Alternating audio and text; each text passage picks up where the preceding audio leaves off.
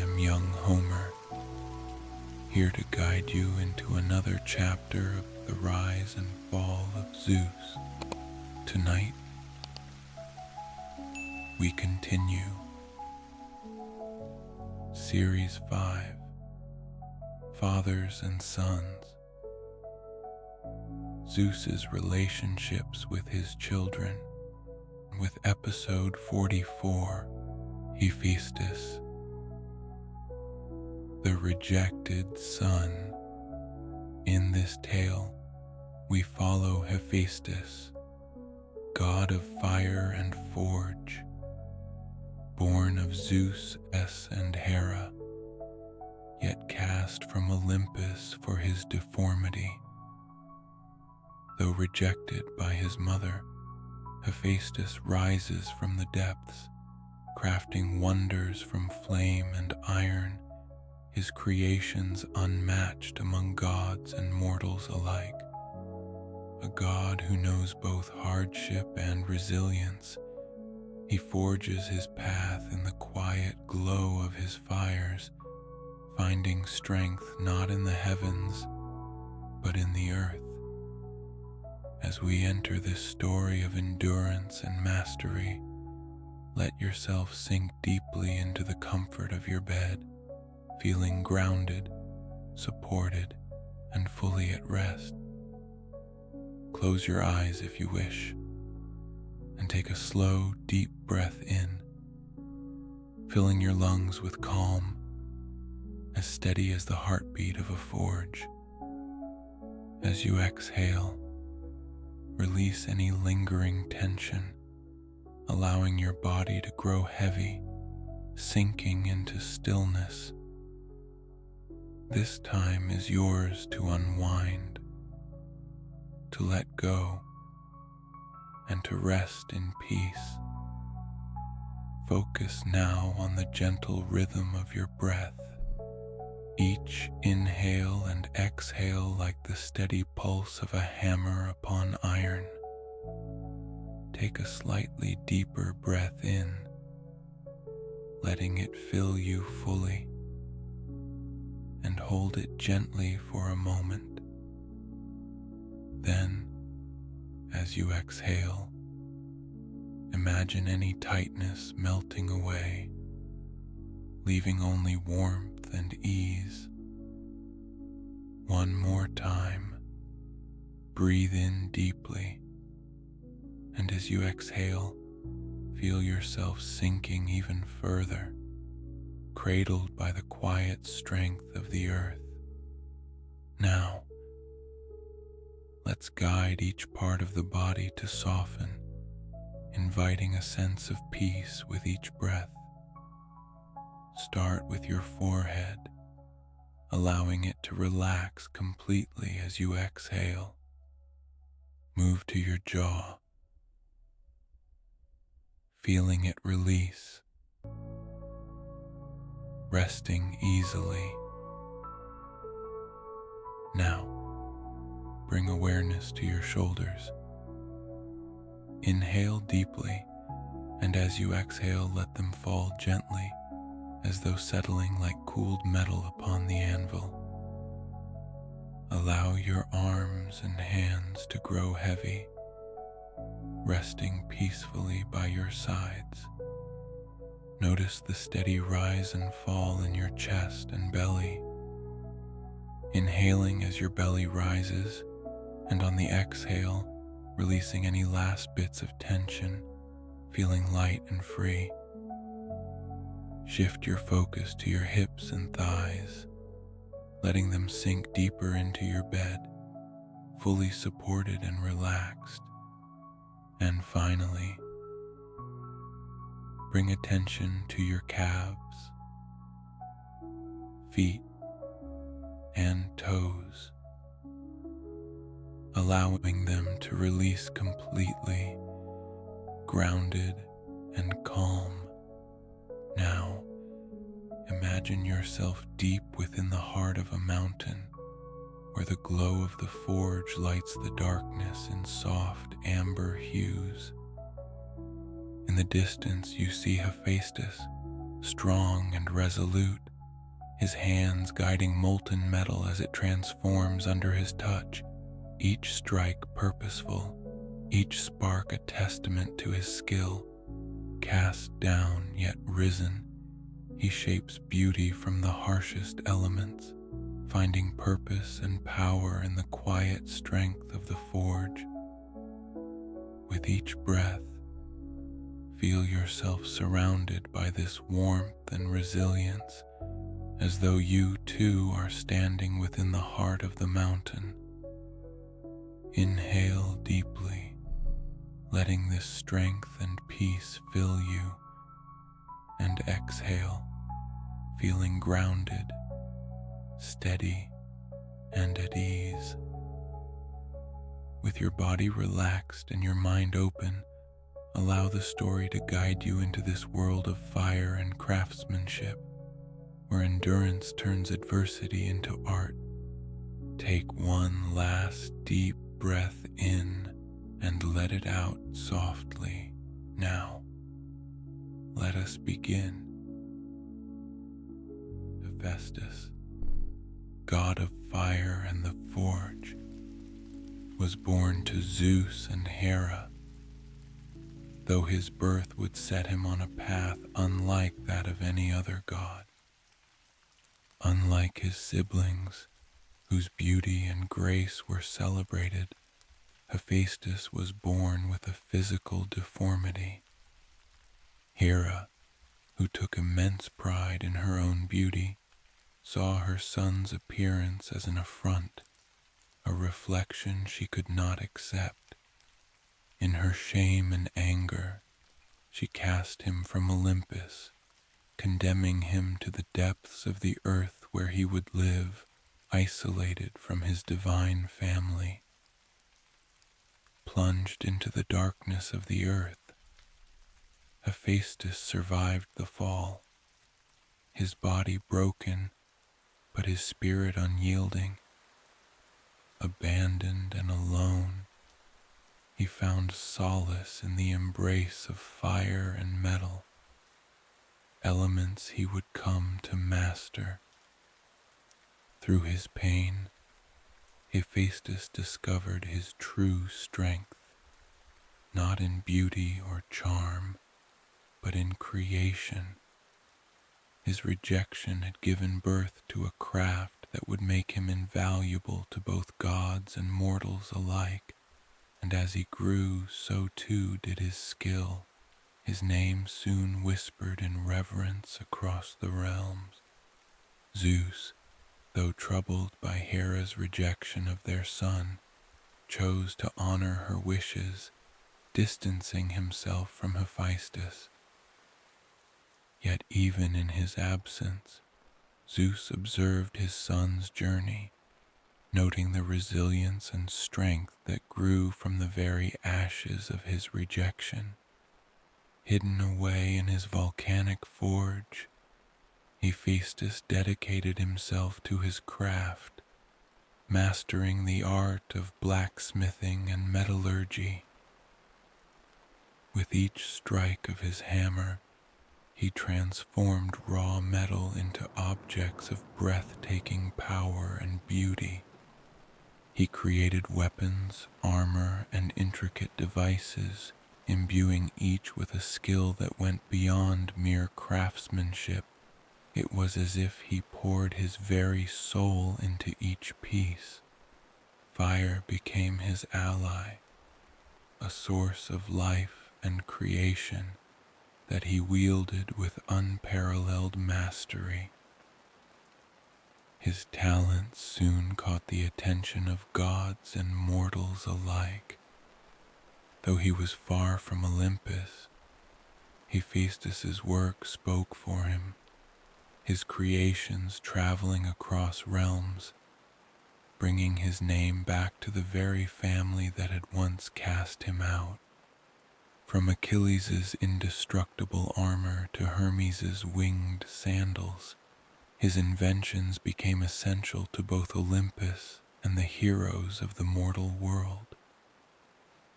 Hephaestus had turned his solitude into strength, his rejection into resilience, and in doing so, carved a place for himself that even the gods could not deny. Zeus, watching from Olympus, felt a mixture of pride and sorrow for his son. Hephaestus's brilliance was a testament to his resilience, a silent proof of the worth that had been overlooked by those who should have cherished him. As Hephaestus's renown grew, even Hera could not ignore his accomplishments. The gods who once saw him as an outcast now sought his creations, recognizing the power and beauty he alone could bring to Olympus. And so, Hephaestus was summoned back to the realm that had once rejected him, his mother's heart softened by the value of his gifts.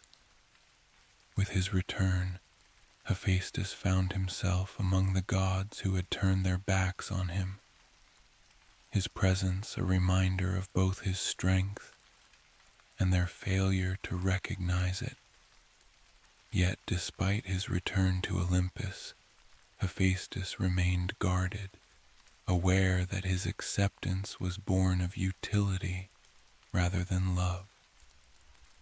He built his forge high on Olympus, separate from the other gods, a place where he could continue his work without interference. Though he now stood among his family, he had forged his own path, a path that defined him not by their approval, but by his own mastery and independence. Zeus, humbled by Hephaestus's journey, welcomed his son's return with silent pride. Though their relationship was strained, Zeus respected Hephaestus's strength and the spirit that had turned rejection into triumph. He had earned his place not by divine right, but through the sweat and fire of his own making. Hephaestus's relationship with his mother remained complex and strained. Hera, though proud of his achievements, could not undo the scars of her initial rejection. Her apologies were muted, shaped more by gratitude for his gifts than a true understanding of the pain she had inflicted.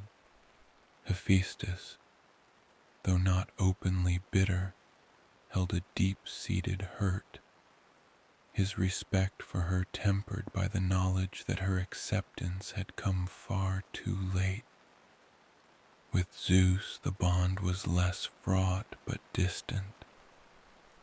Zeus admired Hephaestus's power and ingenuity, and in his heart he regretted the separation that had formed between them. Yet, he understood that Hephaestus's strength was born of this very hardship. Zeus encouraged his son's independence, respecting the way Hephaestus had made his own way in the world without relying on his father's influence, unlike his other children who often sought his approval. Hephaestus was self-sufficient, a god who valued his work and integrity above all else. Through his relationship with both parents, Hephaestus demonstrated a unique resilience, standing not as a figure molded by Olympus's expectations, but as a god defined by his own choices, skills, and values. His presence on Olympus reminded the gods that true worth could not be measured by beauty or power alone, but by the courage to embrace one's own path. Hephaestus's legacy on Olympus was built not through warfare or divine decrees, but through the objects he crafted, each one carrying a piece of his soul. He became known as the smith of the gods, the creator of tools, weapons, and artifacts that would shape myth and history. For Athena, he forged the Aegis, her unbreakable shield. For Poseidon, he crafted a trident that controlled the seas. His creations were as much a part of Olympus as the gods themselves, his forge a sacred space where imagination and fire combined to create wonders. Even mortals felt the impact of his work. Tehos who prayed to Hephaestus for skill and strength in their craft believed he would bless them with inspiration and resilience.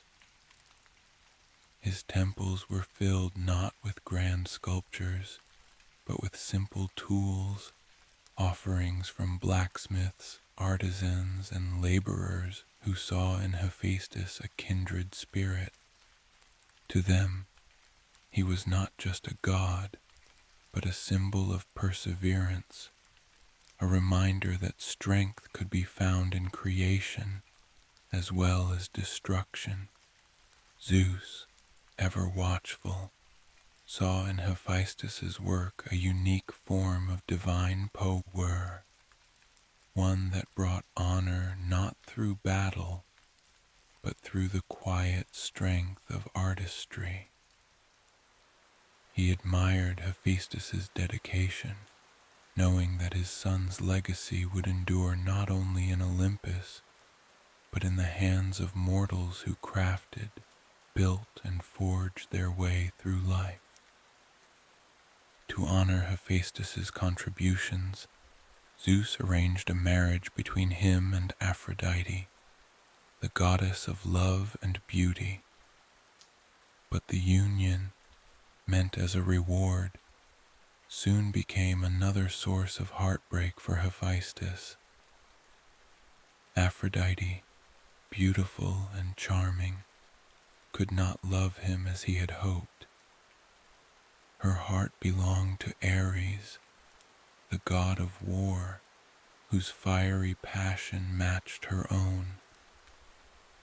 Their affair became known across Olympus, a painful reminder to Hephaestus that, despite his worth and accomplishments, he was still judged by his appearance and not his heart. Hephaestus's response to Aphrodite's infidelity was not rage, but ingenuity. He crafted a net of unbreakable chains, catching her and Ares in a moment of betrayal and exposing their affair to the other gods. Though his act humiliated them, it did little to soothe his wounded heart. In time, Hephaestus withdrew from their marriage, finding comfort in his work rather than in Olympus's social circles. The experience strengthened his resolve, reaffirming that his true worth lay in his craft and his resilience, not in the approval or affection of others. Zeus, witnessing his son's pain, could only admire Hephaestus's strength. Hephaestus had once again taken a personal trial and transformed it into a symbol of his creativity and resolve. Though wounded, he rose above his heartbreak, proving once more that he was a god whose power lay in his ability to forge strength from suffering. Hephaestus's story became one of inspiration for gods and mortals alike. He was a god who had been cast down, only to rise up stronger, his worth proven not through battle or beauty, but through his mastery of craft and his dedication to his own path. His forge, forever burning, was a place of transformation, a reminder that even in rejection and isolation, one could create something lasting and beautiful. To mortals, Hephaestus was more than just a god. He was a symbol of resilience, the embodiment of perseverance in the face of hardship. Craftsmen, blacksmiths, and laborers revered him as a deity who understood the power of labor, who valued the creation that emerged from sweat and fire. Temples to Hephaestus became places of quiet respect, where those who worked with their hands could find strength and inspiration, their prayers directed to a god who understood their struggles. For Zeus, Hephaestus was a son who had transcended expectations, whose value was defined not by physical perfection, but by his spirit. Zeus saw in Hephaestus a reminder that true strength was not always visible, and that sometimes the greatest power lay in the ability to overcome and create anew. Hephaestus's journey had shaped Olympus itself, his creations leaving an indelible mark on the divine and mortal worlds alike. In his heart, Zeus harbored a sense of regret for the isolation Hephaestus had endured, understanding that his own choices had contributed to his son's pain. Yet he also recognized that this very hardship had forged Hephaestus into a god of unparalleled strength and resilience. Zeus's pride in his son grew with each creation, each masterpiece that emerged from Hephaestus's forge. Though their bond was unconventional, it was one of mutual respect, a relationship built not on words, but on deeds. To Zeus, Hephaestus was a reminder that greatness could be born from struggle, that even the most challenging paths could lead to triumph. His son had taught him the value of endurance, of quiet strength, and of the power of creation, a legacy that would endure long after their time. But Hephaestus's journey is only one part of Zeus's legacy. Join us in the next episode as we explore the shadows of prophecy and the fear that haunts every father. Witness the tale of the curse of patricide, the dark prediction that one of Zeus's own children may one day rise against him, threatening not only his reign but the stability of Olympus itself. Until we meet again, may your path be filled with peace, strength, and a touch of magic. I'm young Homer, and I look forward to our next story together.